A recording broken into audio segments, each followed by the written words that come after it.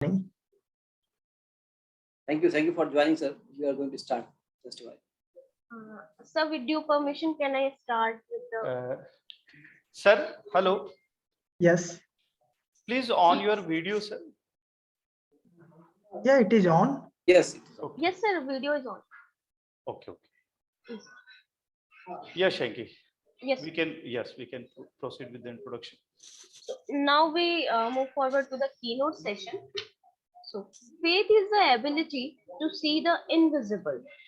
It's my privilege to introduce our today's keynote speaker, Professor Lalit Garg, Faculty of Information and Communication Technology, University of Malta. Professor Lalit Garg is a senior lecturer in computer information systems at the University of Malta and honorary lecturer at the University of Liverpool, UK. He has been a researcher at Nanyang Technical University, Singapore, and Ulster University, UK. Professor Garg has supervised 200 plus master's dissertations, 2 DBA, and 2 PhD theses, and also published 150 plus high-impact publications in referred journals and conferences, 11 edited books, and 22 patents. He has delivered several keynote speeches,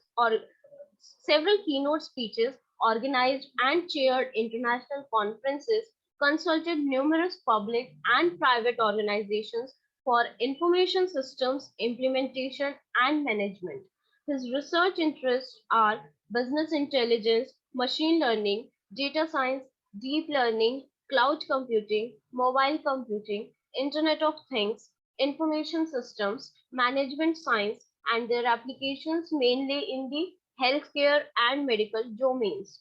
He participated in many EU and local funded projects, including a €1 million Erasmus capacity building project in higher education titled Training for Medical Education via Innovative E-Technology and Malta Council of Science and Technology's Space Research Funds. The University of Malta has awarded him the 2021-22 Research Excellence Award for exploring novel intelligent computing methods for healthcare requirements, forecasting, allocation, and management, NIC Healthcare. On this note, I would like to welcome Professor Lalit Garg for the keynote address on the title Innovating Healthcare through Extended Health Intelligence and Digital Twins. So please. Thank you very much indeed for such a nice introduction. Let me share my slides so we can start.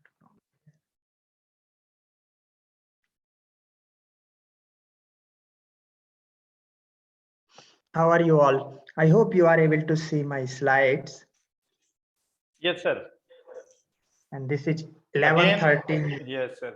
These pictures are in our memory, sir, from last conference. Yeah. So, thank you. It is indeed my pleasure to be with you all. And yes, good morning, good afternoon, good evening, wherever you are. So the topic of my talk is innovating healthcare through extended health intelligence and digital twins. Well, this is mainly discussing the recent project we are working on. So I will try to make it as general as possible so that attendees from various interests can still get something out of this project. So, well, I am almost 7,000 kilometers from the host organization of this conference. So, based in Malta. Well, to continue this presentation, first we would like to see what are various global health challenges. So these challenges are, well, obesity and chronic diseases still responsible for maximum casualties. And then if it combines with aging, that's another challenge. But at the same time, aging population needs more health resources, and at the same time, the proportion of working population reduces, and many countries are struggling with that to ensure healthcare resource available while having aging population. Malta is having among the second highest proportion of aging population in the world. So we can see the impact here. And as our life expectancy is increasing, so other countries might also experience similar issues. So Malta might become a role model for all countries across the globe. Then drug resistance, which is now a biggest evolving issue. So what if drugs are not working or not treating diseases? That might be a big issue, and it is expected that by 2050 more than 50 million people might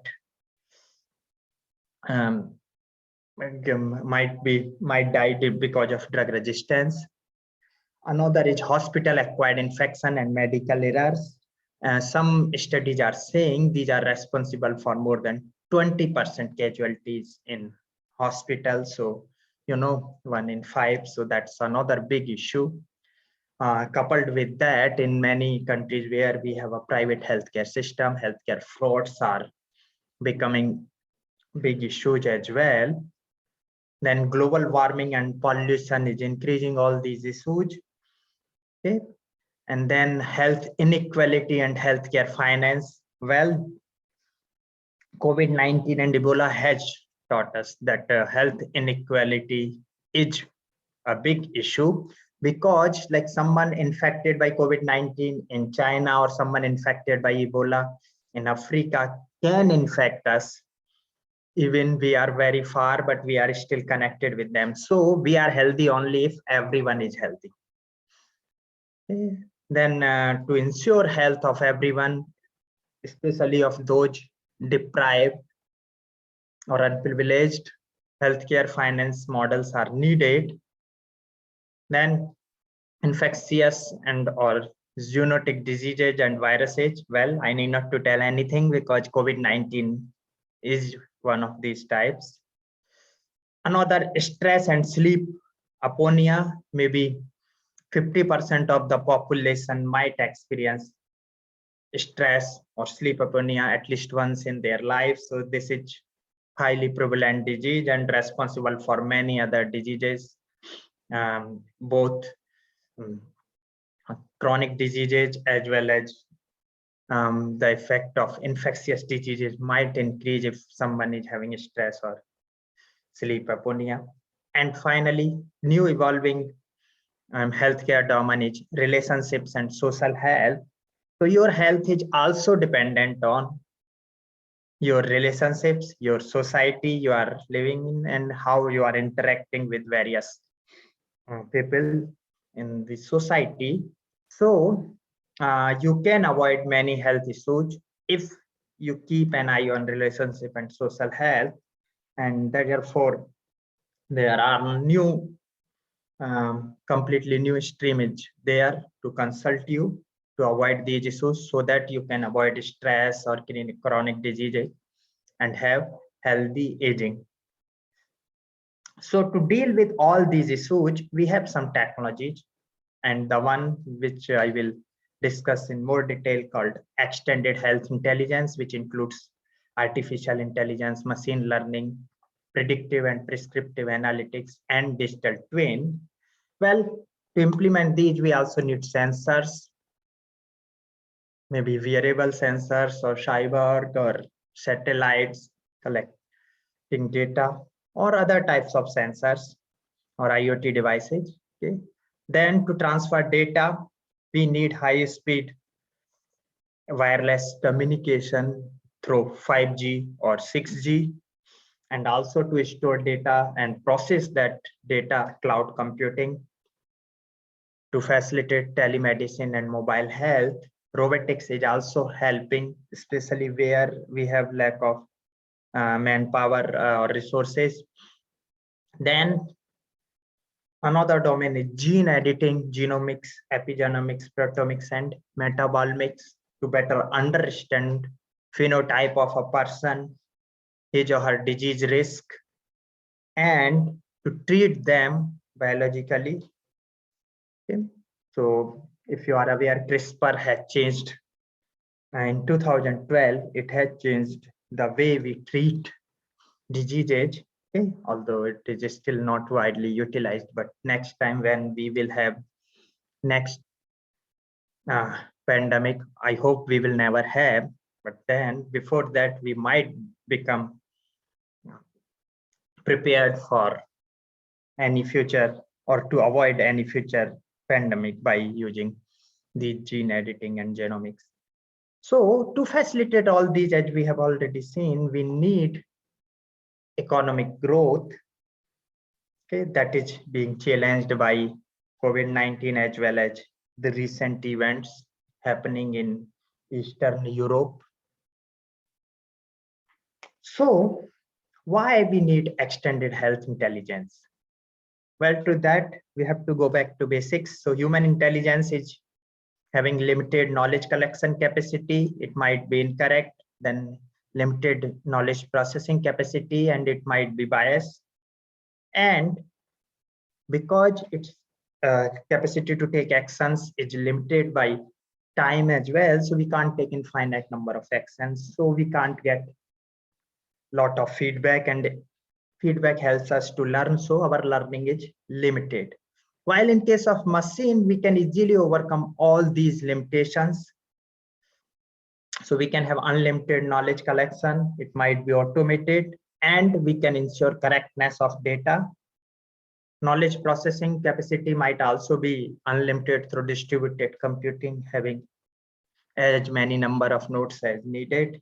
And again, through machine learning, we can ensure the processing is unbiased, and we can take intelligent decisions and also simulate them to learn from them. So no risk actions can be taken, and reinforcement learning can be utilized to improve our learning.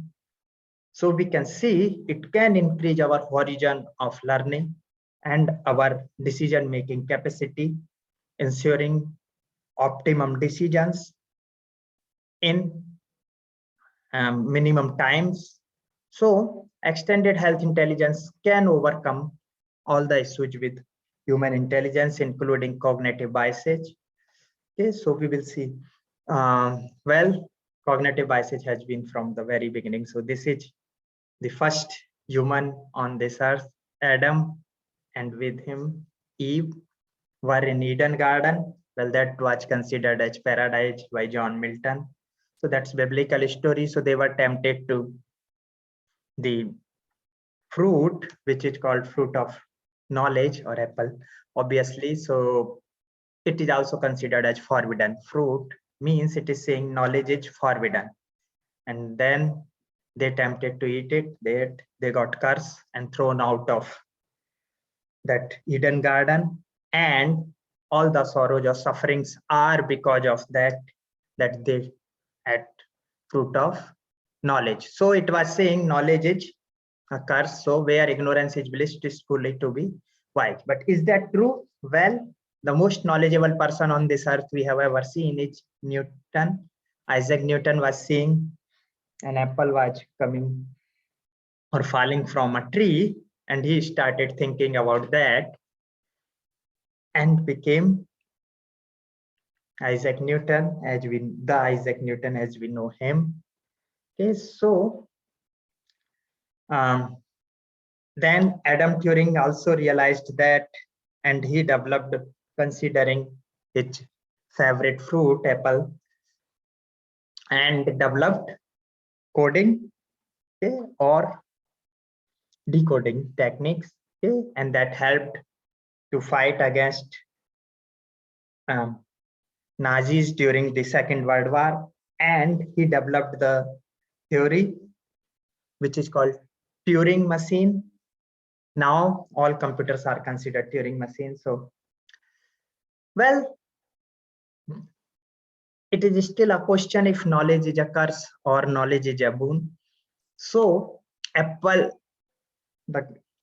utilized that knowledge to increase its business and became the largest corporate in this world, the first organization having $3 trillion market capitalization.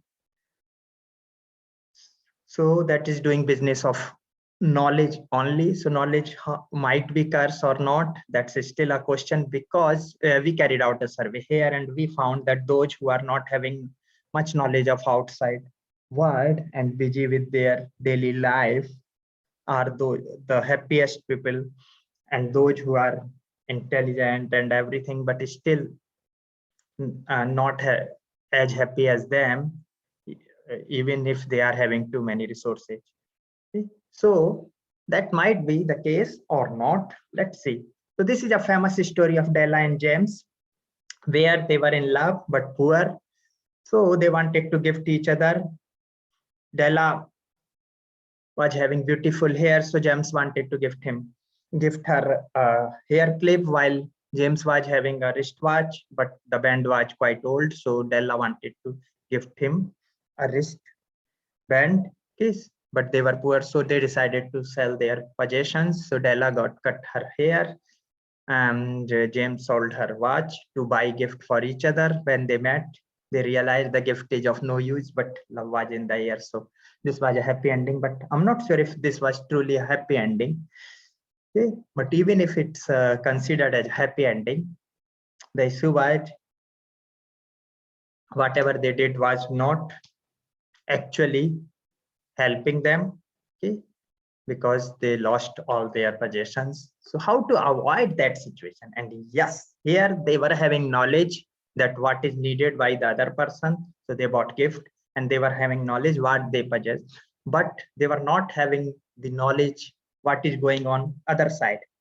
So this was incomplete or incorrect knowledge which was responsible for all this. So how to avoid that? Well, fortunately, we have techniques to avoid that, and that is extended health intelligence, which is utilizing human behavior modeling the effect of others' behavior using game theory, modeling of cultural, social, economical, financial, and environmental effects using big data analytics, and most difficult, modeling spontaneous changes in sentiments using sentiment analysis, and modeling the difference between the reality and perception. So these two are different domains. Reality is what we experience now, and our experience today in long term become our perception, which might not be true, because time is always time, place is always place, but what is actual only for that time and that place. Also in our holy book Bhagavad Gita, it was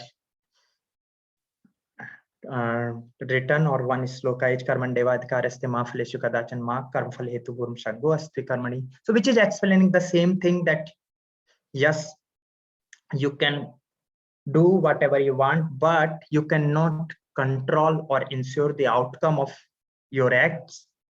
Okay. So why is that?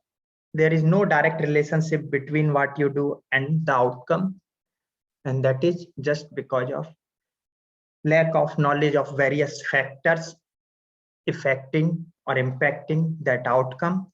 So if we can have a knowledge about all these factors, we can ensure the expected outcome based on our acts. Okay, so to understand that better, in artificial intelligence, there is a basic algorithm called hill climbing. So if you are here, you cannot see if there is global maxima, okay, because of the shadow of this, or global minima even here. Okay, now that creates problem. Okay, so you make decision based on your knowledge here without considering this, okay, global maxima or global minima. Okay, and that's why your decision might not be correct. Yes. So for example, and yes, there is huge uncertainty. So for example, during recent war between Ukraine and Russia. Okay, so they were taking decision here, okay, and they were not sure what direction the war might go, if NATO will join it or not. So they were not able to take correct decisions, and there was a huge fall in Nasdaq index. But once it was decided on the same day that war is gonna happen, and NATO is not taking part in that wars, means it is not the third world war. So market jumped quickly. Not only NATO, Dow Jones, or all stock exchanges across the globe jumped, okay, quickly. So even they exceeded the level it was closed before war. Okay. So you can see the same day of war, the first day of war, there is a huge jump, okay, because of we were able to overcome, or we were able to see this global maximum, or we were able to overcome uncertainty. Okay. So interestingly, this algorithm actually decides if a country will be a developed country, undeveloped, or developing country. Okay, so if you can avoid uncertainty and you can plan for long term, then the country will become a developed country. While if you can't reduce uncertainty or can't plan for long term, then it might be developing or undeveloped country. Okay. At the time of independence, just after independence, India also decided to go for 5-year plans, but unfortunately there was a lot of uncertainty. We were not able to tackle or collect information or knowledge about them, so we are still developing. Now there is another impact of that is people in such countries will also take short-term decisions, not the long-term decisions. So they become greedy. Okay, greedy, not like greed you have according to the AI. Greedy algorithm is when you do not plan for long-term. Okay, so if you have money and if it is planned properly for next 10-20 years, you can ensure high profit. While because there is huge uncertainty, you will not avoid planning for long term and you will plan for short term. That's called greediness. So you can see here, if you are here, you will plan only to go here. You won't plan how you will travel all the cities.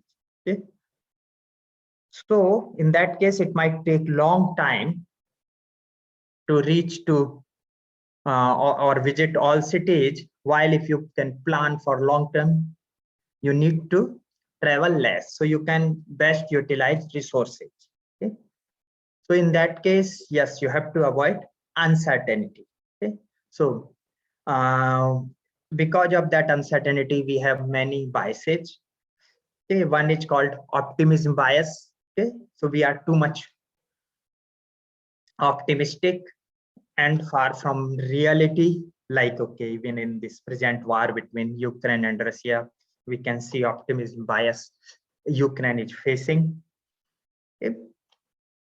So, like in case of COVID-19, everybody was thinking that COVID-19 can affect others, but not me. Okay.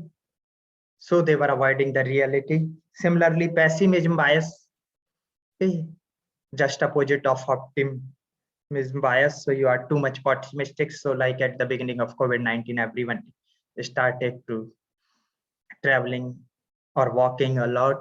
Okay, so that the world is going to end, or and they were not aware that they are actually spreading the disease by their travel, but that created big issues.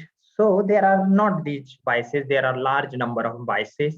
I'm not discussing these, but our decision making is affected by these biases.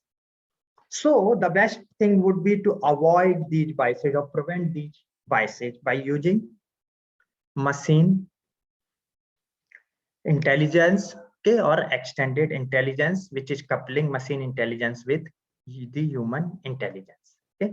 So in healthcare, we have to understand healthcare system. So there has been two types of systems, public and private. Yes, some are having public-private partnership as well, okay, or supported by insurance. So in private healthcare, some patients want cheap healthcare, some patients want best luxurious healthcare.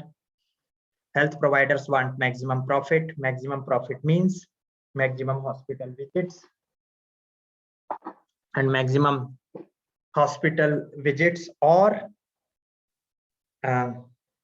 longer duration of stay. So maximum hospital visits might result in readmissions, so not discharging patients early without curing them completely. So the patient might need to go back to the hospital again. Okay. Well, at the time of COVID-19 or such type of pandemic, to make our healthcare system sustainable, should we make more hospitals and employ more health professionals instantly? Can they make more hospitals and employ more health professionals instantly? Well, that's a big challenge. And the bigger challenge is what will happen with these hospitals or health employees once this pandemic is over. So in public healthcare system, everyone gets the same healthcare. Health providers want minimum cost because it is funded by taxpayer money. Minimum cost means limited resources, least duration in hospital, and minimum admissions. Minimum admissions means waiting list. And if waiting list is developing, then we might need to available resources or release resources as soon as possible. So we might need to discharge patients early, or even some patients might die or while waiting for their turn to be seen by the doctor. So the casualties might increase, and it might also result in longer waiting list due to readmissions. So it is ever increasing waiting list, and that's what we were working on to avoid ever increasing waiting list. And this is the from NHS. So they were trying to achieve the target of 3 hours and 9 hours and 3 weeks, okay, for 3 types of like short term, long term, and very long term illness. Okay, so because of limited resources, okay, and longer waiting list, we might say these types of healthcare systems are not very good. So these are poor systems, so public outcry, and to deal with that, they might come with preference system. Okay, wherever there is lack of resources, you might start some type of preference. For example, those who need urgent attention might be seen early, or if you are familiar with the doctor might see you earlier than other patients, or if you are a very rich person or a powerful, maybe politically, or okay, so you might develop a system where you might get attention earlier than others or be treated. So everyone will not get the same healthcare, which is also called corruption. So how to deal with that? You might say to add more resources. More resources means more cost. It might kill some waiting list, yes, a short waiting list, and patient might need to stay longer at the hospital or will be stayed. Okay, so this is called discharge delays, because there might not be urgency to release a patient or discharge a patient. So there might be discharge delays or bed blocking, which might result in hospital acquired infection or medical errors, as we have seen. But at the same time, it might result in minimum readmissions. Well, that works very in short term, but in long term, that might increase admissions, because there might be some patients which otherwise do not need medical attention, but because there is no waiting list, they might go for medical attention. For example, it is called care holidays. So those who are dependent or elderly and not having any medical issue, but they need a carer, okay, and their carer might need some holidays, so they might artificially develop medical issues, which might sometimes be fatal, to get admission to the hospital. Okay. So ultimately, it might be underutilization of resources or misuse of resources, so more cost. Okay, and that cycle will run. So some waiting list, and then waiting list might go further. Okay, so it is extremely complex decision to decide how much resources to be added. Okay, so how much is the optimum resource quantity? Okay, so or what should be the optimum waiting list, how optimum waiting time, optimum hospital stay, minimum readmissions, okay, and how many patients so the hospital should treat, okay, and how to define optimum utilization and minimizing misuse, okay, and optimizing cost and resource utilization. And so for all this, we need proper planning and continuously adding resources if population is increasing or its dynamics is changing. Okay. And for that, we need resource requirement forecasting. Okay, so through admission rate estimation and the length of stay estimation. Okay. So for that, yes, extended health intelligence can help us to better forecast the resource requirements. Okay, so at the time of COVID-19 pandemic, the same questions. Okay. There are some innovative techniques coming in these days, or we are working on that to see if these are helpful to deal with such pandemic in the future. So one is keeping a hospital bed booked as soon someone is born, okay, so that we can ensure a bed is available. Okay, so that is an alternate of insurance system. Okay, so presently most of the hospitals are running at 90% capacity. So instead of 90% capacity, these might start running at 50 or 60% capacity. Okay, and in that case, if you can afford, you can keep booking a hospital bed or even buying a hospital bed, so you can make it available for others and you can earn through that if this is a private healthcare system. So similar to hospitals, hotel system. So instead of booking a hotel room, you can buy a hotel room. So whenever someone is staying in that hotel room, and the profit will be shared with you. Okay. And another is home care resources. So fortunately, during COVID-19, lot of home care resources or telemedicine was utilized. Okay. Now, if we can provision that when we are building our house, it might be cost effective because a house is far more expensive than the resources needed for home care.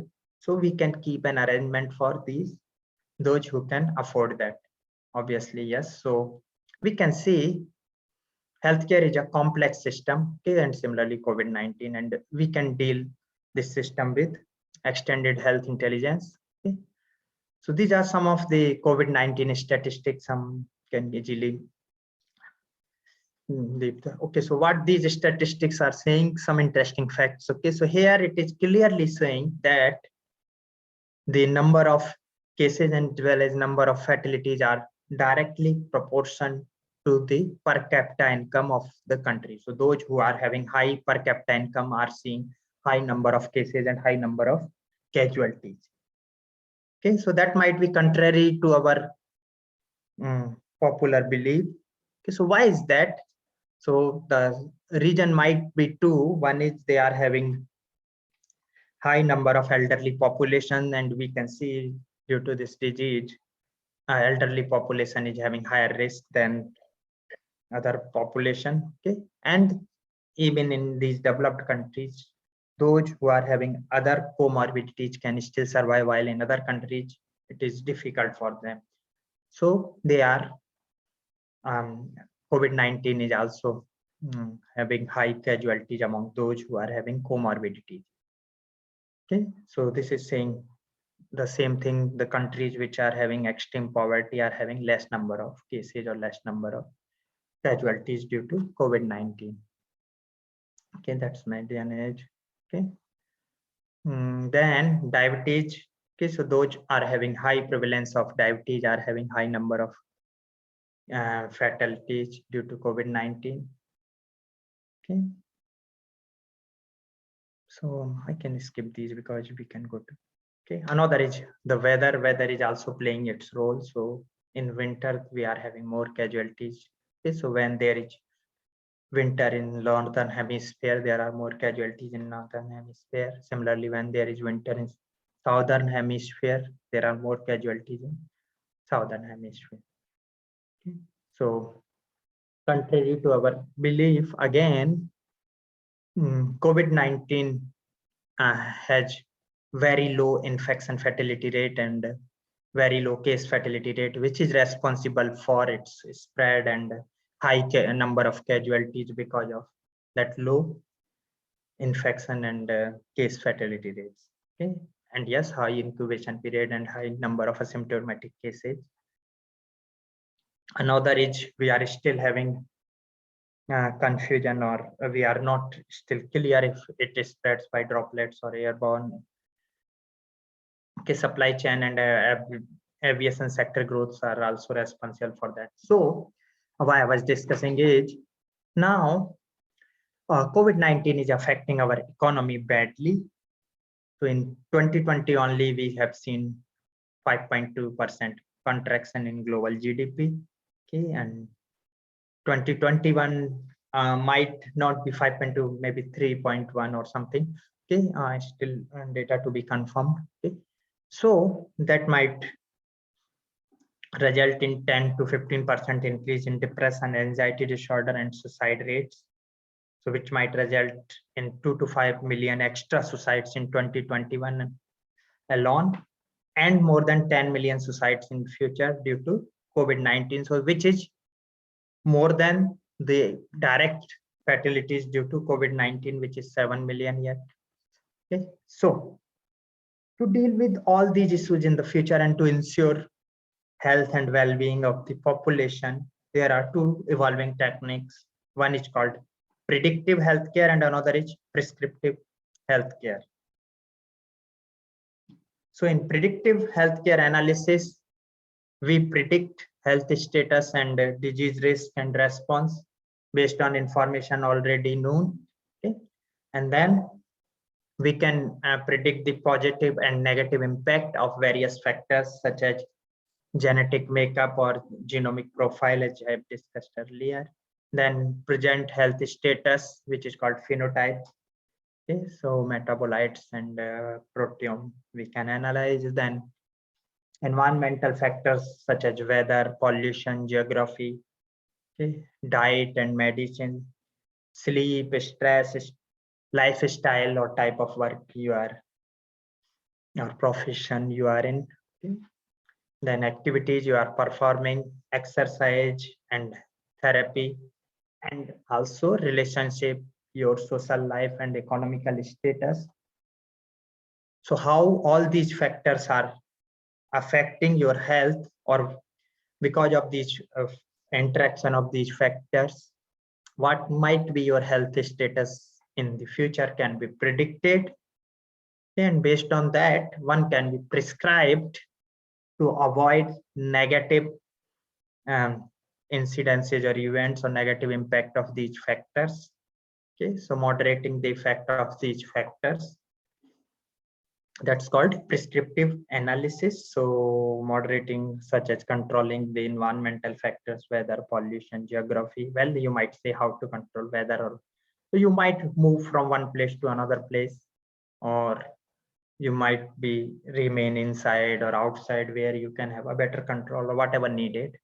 Okay, similarly, diets and medicine, we can also prescribe sleep, lifestyle changes, exercise and therapies.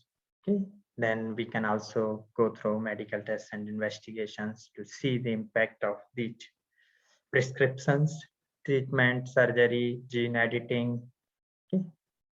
Precautions and monitoring can be carried out to see the or to implement the prescriptions and see their impact to avoid all these events which might affect your health negatively. So reducing disease risk and improving your healthcare. So if we combine all these with some other techniques, this is called digital twin, okay, in healthcare. Okay, so digital twin, not only in healthcare, it can be used in many domains. So the project I have been funded by European Space Agency. It's the digital twin in healthcare, and which is a part of digital twin of Earth. Okay, so that's a large project where they are trying to make a digital twin of the whole Earth. Okay, seeing various activities happening in this Earth, modeling them, and seeing how these are interacting and what might be the impact of that interaction to better understand Earth's behavior. Okay, so it's more then accurately modeling of the Earth. Okay, it can also study the environmental activities like forest erosion, hydrology, Antarctica, food systems, ocean, and climate hot, and understand various challenges we might face in the future and how to deal with them. Okay, so, well, this is schematic representation. So this is the video we have created. Our Mother Earth, the only planet in the solar system, accommodates many species, including us. Complex life on Mother Earth requires stable conditions to flourish. But due to the access-human interface on Earth geology and ecology, many global problems are introduced like global warming, rising sea level, forest erosion, and many more. As a result, life on Earth experiencing instability. Health Organization discovered that 3 million deaths a year are caused by air pollution and is recognized as a contributing factor in the onset of heart disease and cancer. Along with the air pollutants, we must consider other environmental factors like temperature, humidity. Air temperature affects air movement, and thus the movement of air pollution. Because energy from the sun is absorbed by the Earth's surface, air near the ground is warmer than air that is further up in the troposphere. The warmer, lighter air at the surface rises, and the cooler, heavier air in the upper troposphere sinks. This is known as convection, and it moves pollutants from the ground to higher altitudes. In the case of humidity, it is a combination of dry air and water vapor. The degree of combination of this duo ultimately determines how hot or cold the temperature is.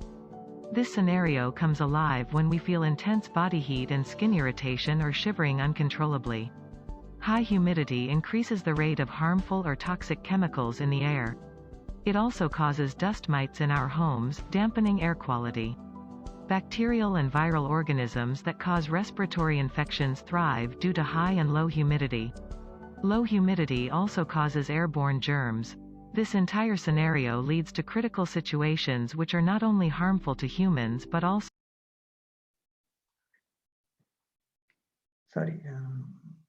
Our Mother Earth, the only planet I don't know, something wrong happened. Our Mother Earth, the only planet in the solar system, accommodates many species, including us. Complex life on Mother Earth requires stable conditions to flourish. But due to the access-human interface on Earth geology and ecology, many global problems are introduced like global warming, rising sea level, forest erosion, and many more. As a result, life on Earth experiencing instability. Health Organization discovered that 3 million deaths a year are caused by air pollution and is recognized as a contributing factor in the onset of heart disease and cancer. Along with the air pollutants, we must consider other environmental factors like temperature, humidity. Air temperature affects air movement, and thus the movement of air pollution.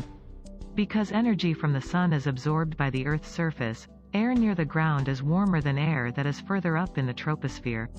The warmer, lighter air at the surface rises, and the cooler, heavier air in the upper troposphere sinks. This is known as convection, and it moves pollutants from the ground to higher altitudes. In the case of humidity, it is a combination of dry air and water vapor.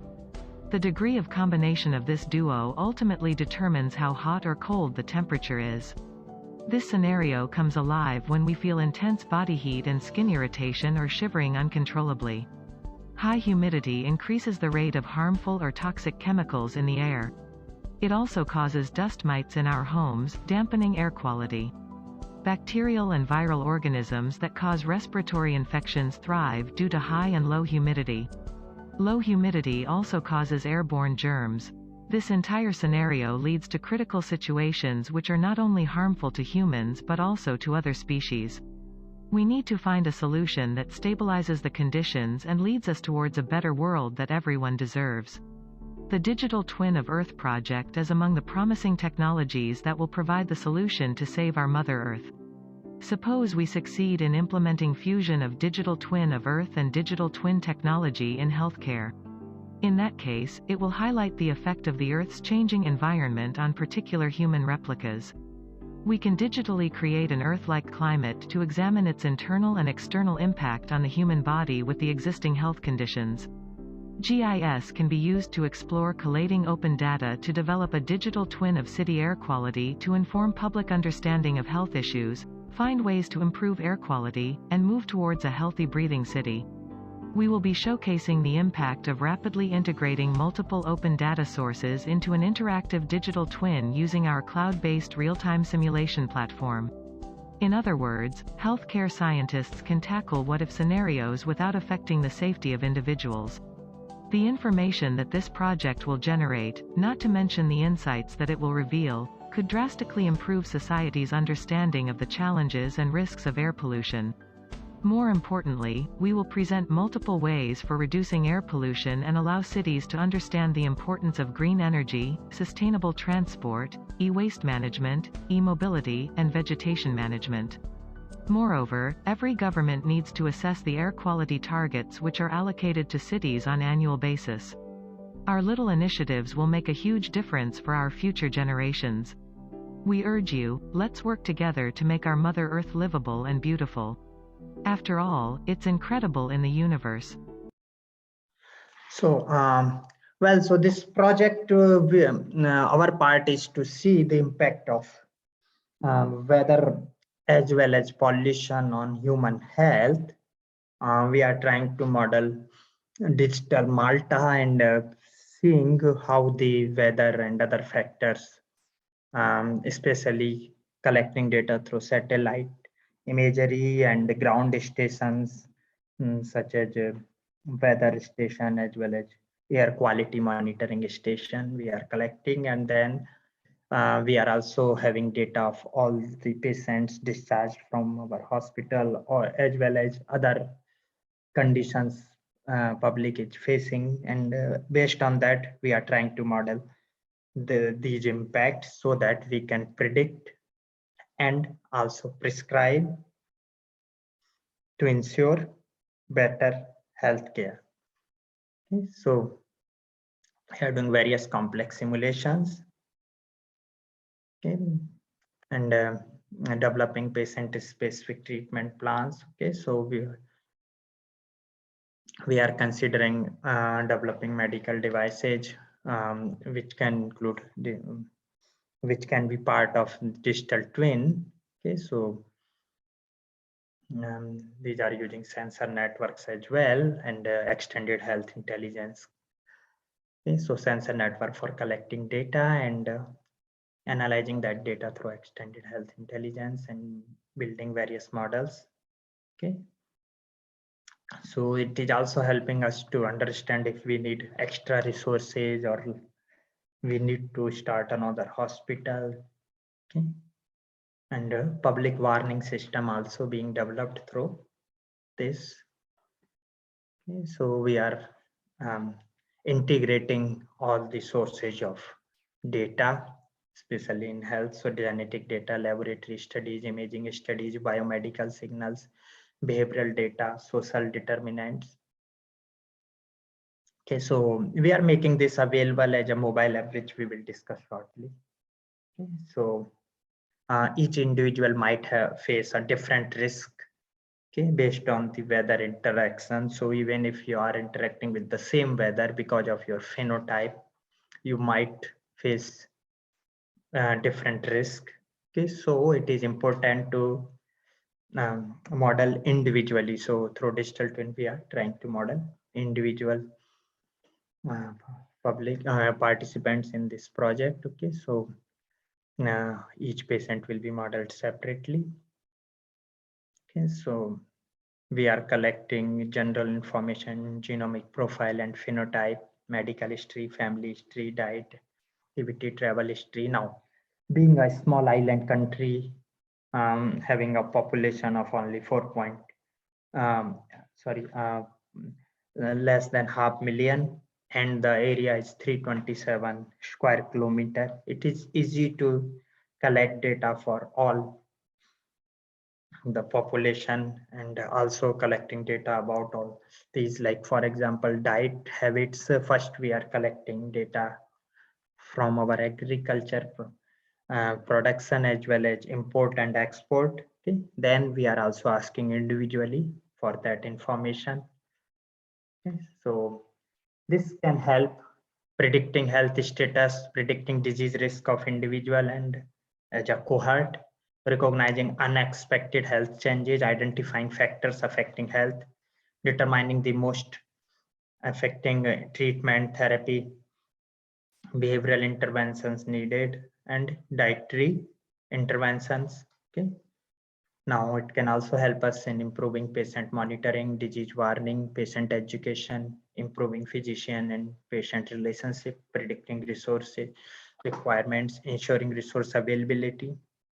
Okay, so our focus might shift from treatment to prevention. Okay, so far it has been treatment, and that's why in COVID-19 we have seen large number of casualties.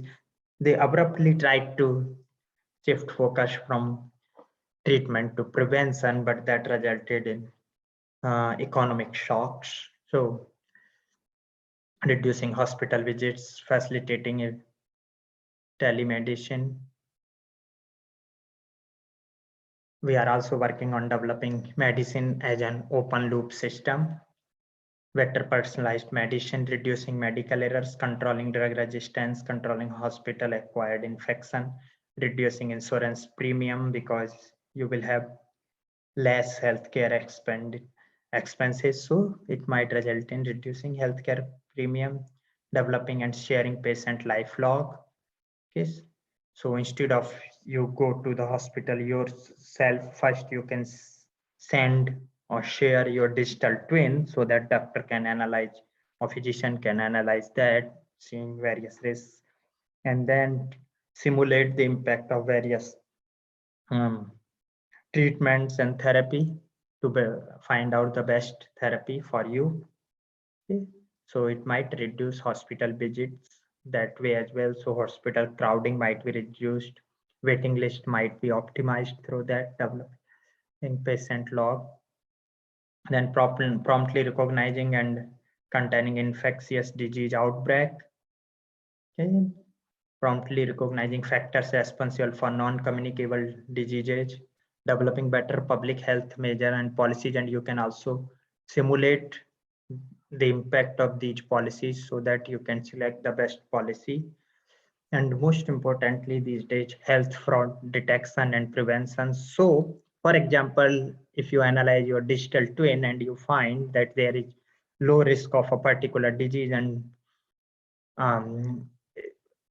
the hospital is prescribing the medicine as well as they are diagnosing that particular disease, then there is a contrary between the your digital twin suggestion and the medical professional suggestion. So we can have a second opinion or further investigation to ensure that this medical suggestion or hospital suggestion is or investigation is correct. So we can easily detect frauds and prevent such frauds. Okay. So as I was telling you, we need IoT as well to develop your digital twin. So for that, we developed a contact tracing model. You might have used Arogya Setu app in India. So this is not an app here. Yes, Arogya Setu was a contact tracing, but here we are using IoT model. So we are using RFID to trace contacts. Okay, so RFID readers and RFID tags and low cost RFID tags. Okay, so that everyone can have these and they need not to carry their mobile or keep their mobile Bluetooth on every time, okay, draining their battery. So it can help. Okay. So it can also track not only human movement, but also any moving object, including animals or vehicles. so giving a better tracing. Okay, and it can automatically collect that information and send to a blockchain-based system to avoid privacy infringement. So ensuring your anonymity or privacy. Okay, so it can identify or notify, okay, a flagged or probable or confirmed disease case or flagged place or object. Okay, and it is very fast, taking less than 25 seconds on Ethereum public blockchain. Okay, so it can easily identify clusters of infection contacts. Okay, so there is a new disease outbreak, it can easily prompt that and help deliver a notification for mass isolation while preserving. Okay, so it can help us to understand better human connectivity by developing a disease spread network model similar other infection spread, develop public policies to control the spread of COVID-19, and finding super spreader hotspot and responsible behavior. So as I was telling about disease spread network, so this is to understand how the disease is spreading. Okay, so we can design such network. For example, if schools are responsible for the spread of disease, or it actually models human connectivity. So how one human is interacting with others. So as a population at large scale, that connectivity can help us to model how a virus can travel from one person to another person and what might be the best strategy to deal with or to control or contain the virus spread. Okay, so we can monitor the spread through this network, we can track, we can share this information so that others can also make or follow these policies, then analyze that, we can learn from that, we can predict and prepare our healthcare system. Okay, so in long run, we can also develop using the same system. So digital twin, which is having this contact tracing system, patient life log, which can have medical history, travel history, activities and behavioral history, and family history. So whatever needed for your digital twin. So this is the paper we published. Yes, and describing this all in all details. Okay. Yeah. Okay. Then this is healthcare self-service kiosk we developed here. We tried to have some of the investigations without or avoiding any contact with the physician. Okay. And it can also help you to analyze your own previous data and allocating the right healthcare specialist. Then this is healthcare hospital bed occupancy and requirement forecasting, which is also part of digital twin, as we have already discussed. Okay, so you can see various sources we are collecting data, and based on that we are detecting or predicting resource requirements. So these are all the papers based on that. Then as I'm saying you that we are making this digital twin available through mobile apps. So we are developing such mobile app which can not only collect data but also do connect patient with the physician and automated monitoring the patient and making prescriptions. So even it can help you, for example, if you have a medical incident, then it can suggest you if you should go to the nearest clinic or to the hospital or to other city or to book an ambulance or what should be done. Okay, it might automatically call your physician when there is a risk, okay, or even do the allocation of resources before you reach at the hospital. So all the features, and it is also providing patient education.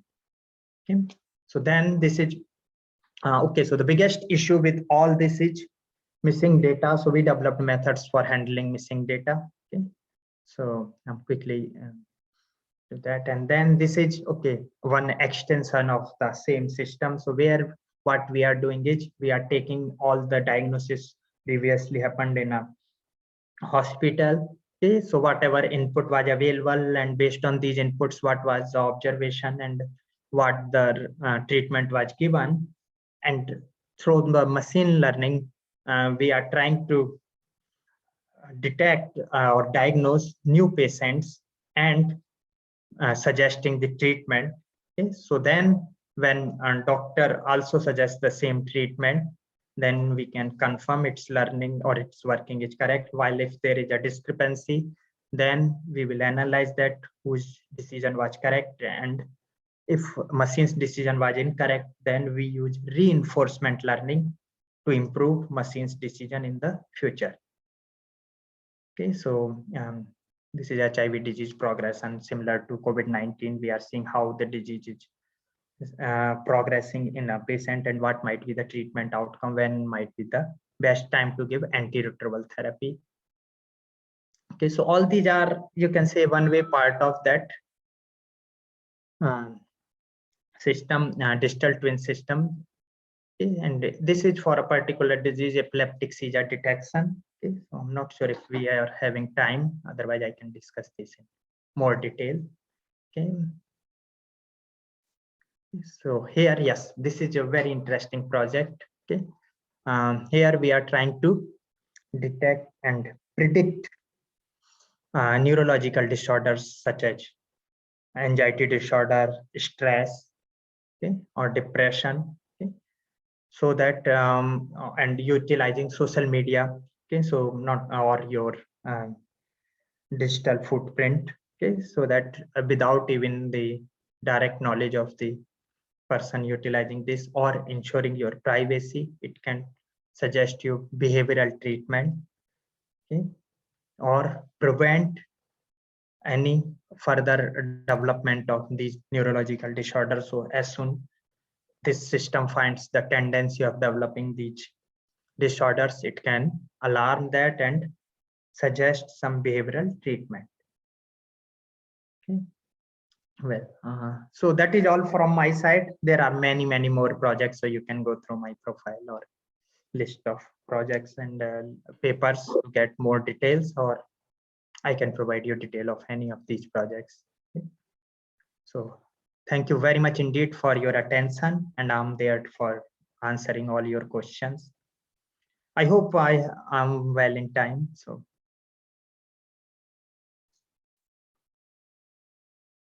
Thank you, sir. my pleasure. If participants, if you have any more queries, then you can ask.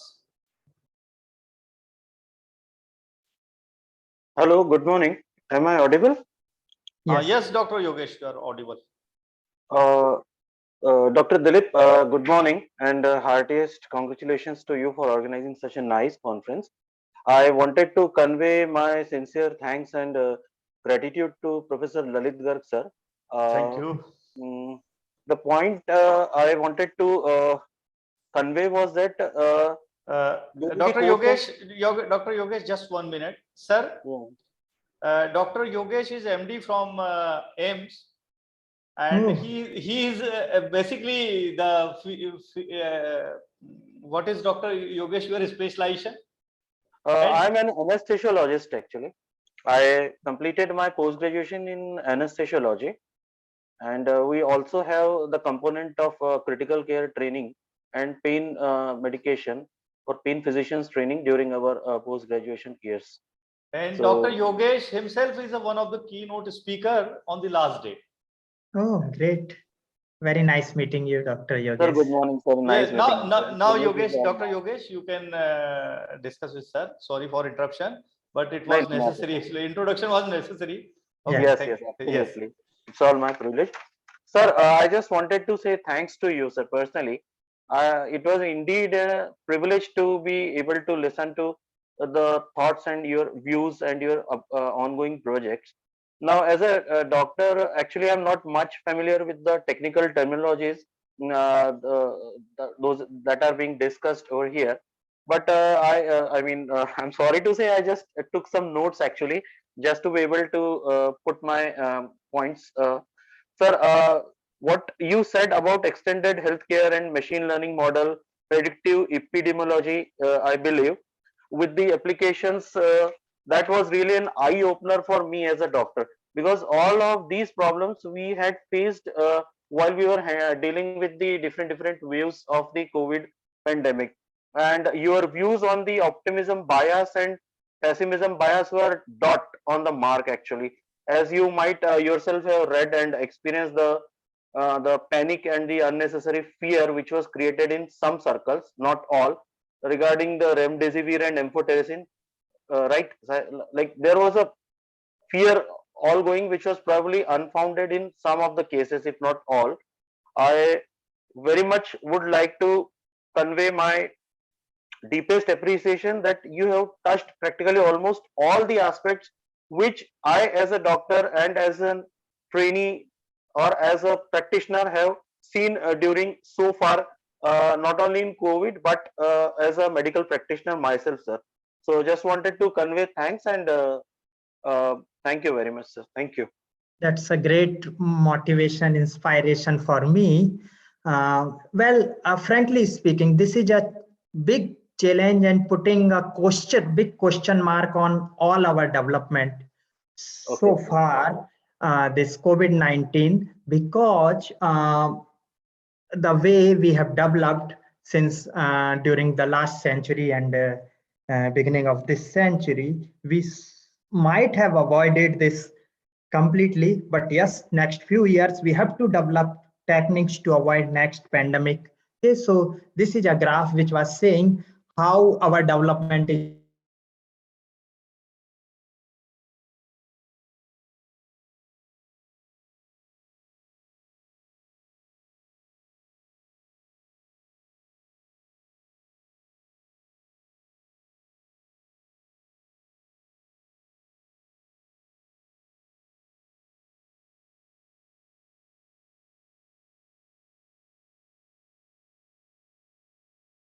recent war is also putting another value of human life. Okay, so sometimes we make a decision based on its cost. Okay, so if cost is too much, okay, then we decide not to treat a patient or not to use a particular treatment. That is putting a question mark. And similarly for war, the first priority should be to save lives.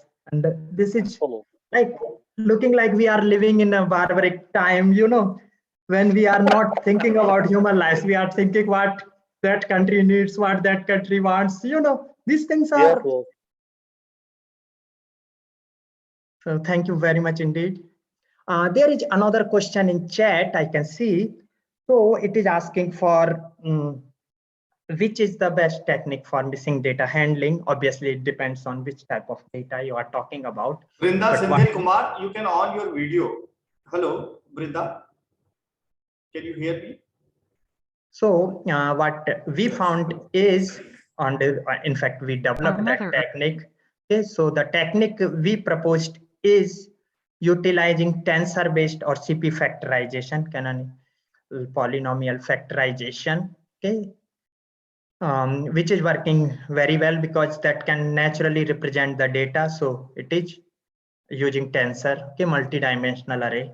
Okay, so that's what CP-based tensor factorization. For this tensor, we need a lot of data, right, sir? Suppose we have only not really. a few thousand data, even. Okay, sir. Whatever data you have, you can utilize it. That's the beauty of this. Okay, and you can even use it as a prediction tool. So not only for missing data for others, and as well as you can utilize this to verify the quality of your data. So if there are Sir, what do you think, like in medical data, suppose if we have cases and controls, suppose if we have only handful of data, can we upsample the data? Do you recommend upsampling the data, or should we find with the having a like minimum data itself, we can find a proper machine learning model and we'll try to extract the like how much efficiency it can give. Is that procedure fine, or can we upsample the data? What is your suggestion on this? Well, it is not just my suggestion. There are some protocols we have to follow. So for example, if there is missing data, it cannot be more than 35% in medical questionnaire or cases. Okay. Although we found with this method, even if there is a missing data of more than 60%, we can still correctly predict or and the data or complete that. Okay, because there are inherent relationships. So this model is just extracting that relationship. So like how patients are related with other patients.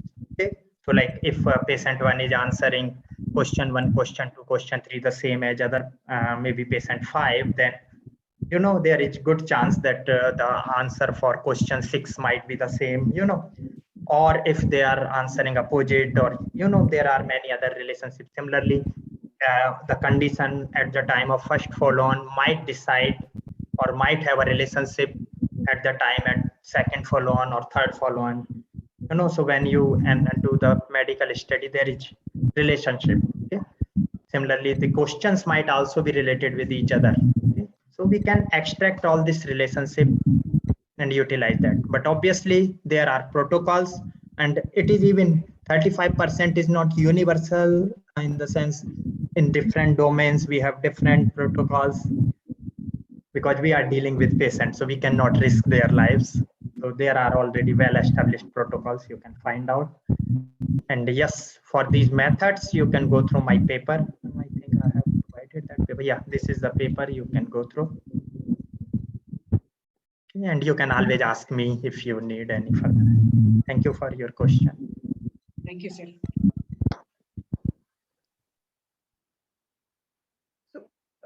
Good afternoon, Professor.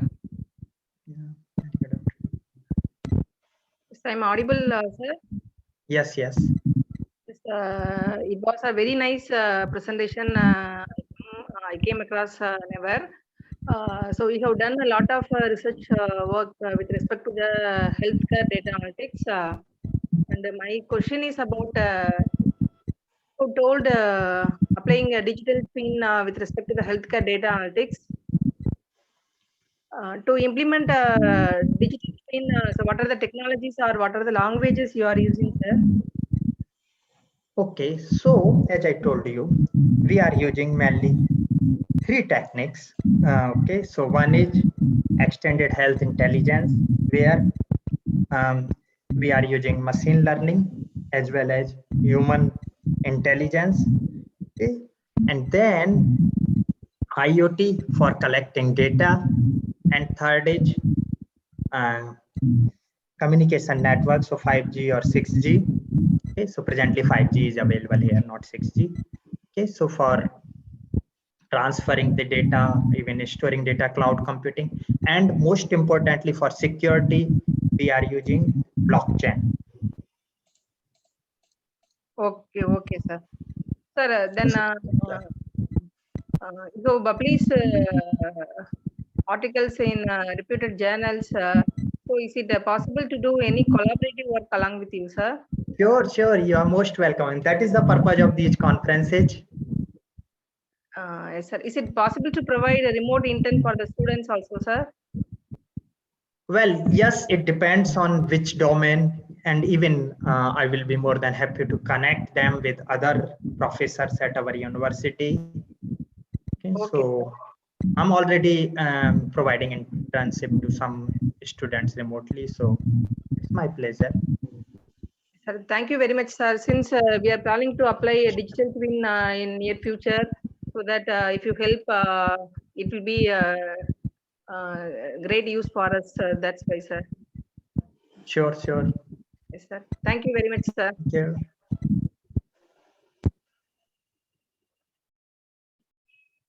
Sir, there is a hand raised from Dr. Raghav Prasad. Yes. Hello. Yes, sir. You can unmute. Hello. And Can you hear? Yes, thank you very much, madam. Hello, sir. Very good morning. Very good morning, Dr. Prasad. Sir, actually, thank you very much for your very informative session, sir. I am read your maximum number of papers. Right now, I am working in Central University in Madhya Pradesh, Indira Gandhi National Tribal University, Amarkantak, Madhya Pradesh, sir. Oh, very nice. Okay, and working in the, I am in the department of mathematics, but working in the area of evolutionary optimizations, evolutionary algorithms.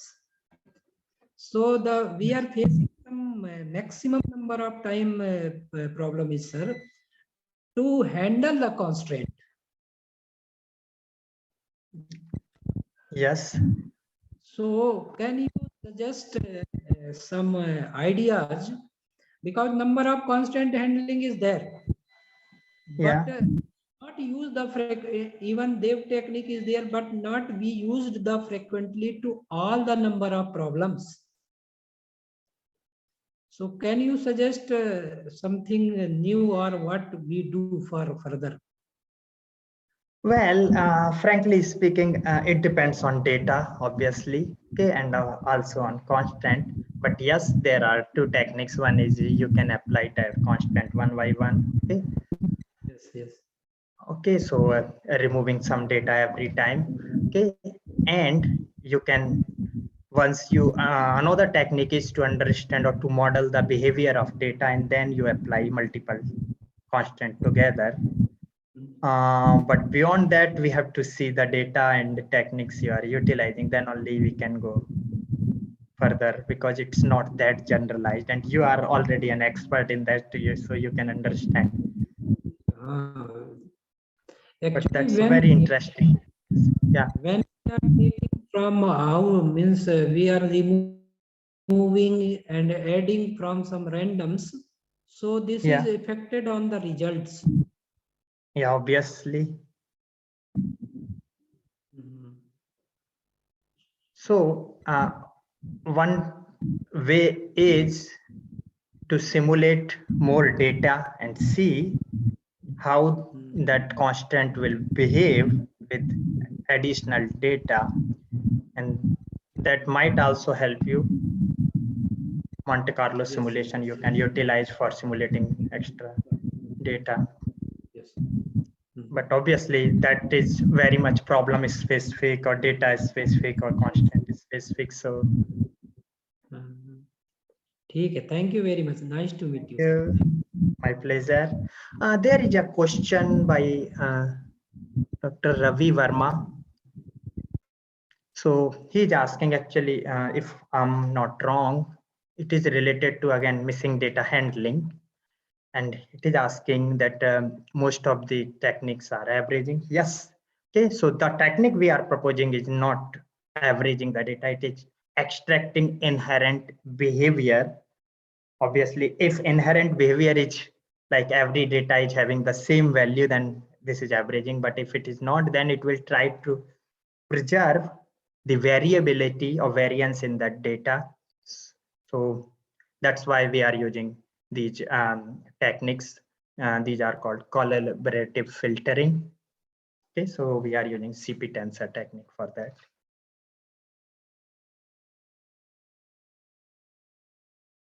Okay, and minimizing inaccurate results.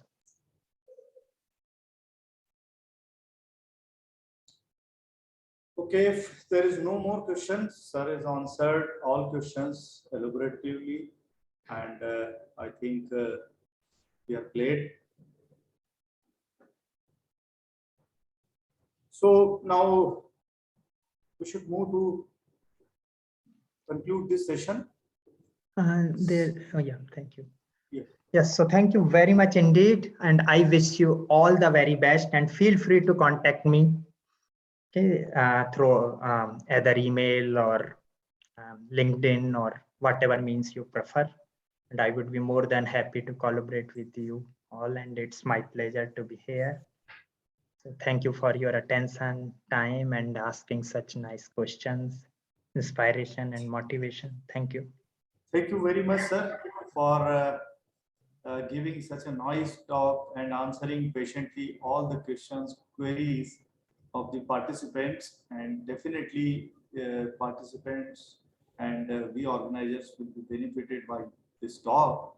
And thank you very much for you can say the adjusting the time as per our requirement. So thank you very much, sir. It was really wonderful, nice session. As always, sir is kind enough to be present in most of the programs we organize, and we are really thankful for all these your deliberations, sir. Thank you very much. Thank you. Once again, all the very best and enjoy the conference. And one more thing I would like to highlight here you can say the main behind organizing all these things, arranging the resources, providing the guidance at any stage, at any time, Professor Lalit Garg. Okay. So we are getting tremendous support from sir from day one to any, if I get any trouble, I directly reach anytime I message to the sir. And for any issue, I first contact or first, you can say the trouble handler is sir. And I really appreciate patiently, sir, hear my problem and try to sort out all the issues I raise. So thank you very much, sir, for giving us continuous guidance, support as and when we require. And just because of your generous support, we are able to organize this conference or many other activities. Everywhere we find your tremendous support. Thank you very much, sir. I profoundly appreciate your kind words, Professor Shishodia, and that's mutual. You always also help me with all of my conferences and events, so that's mutual, and that's where we grow. So thank you. Thank you, sir. So I would like to ask participants for group photo. So please, all those who are present, on your video. Yes, please. Thank you.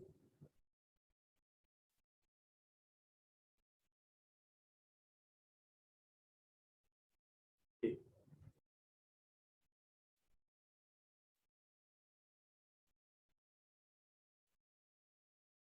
Shanky, who's taking Yes, the snap? Yes. Yes, sir. I'm taking. Yeah, once it is complete, just tell us. Yes, sir. Done. Okay. Thank you. Thank you, everybody.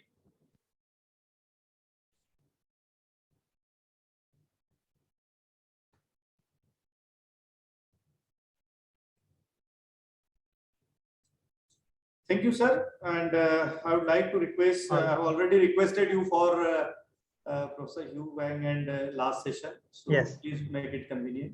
Thank you very sure. much. Okay. Thank you. Thank you. All the best.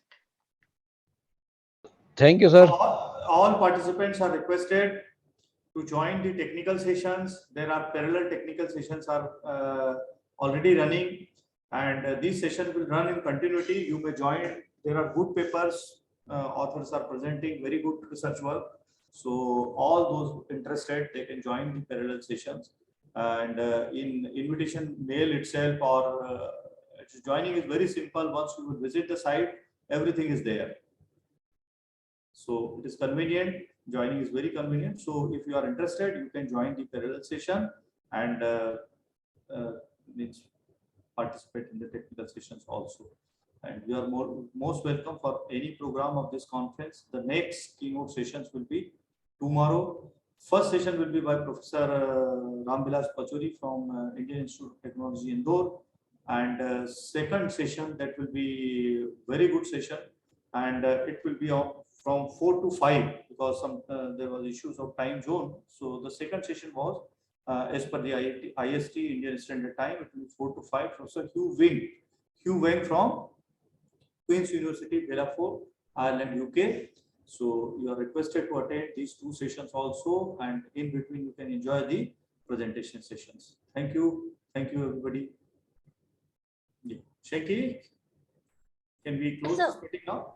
Can we close this meeting now? Thank you, sir. Okay. Okay. Thank you.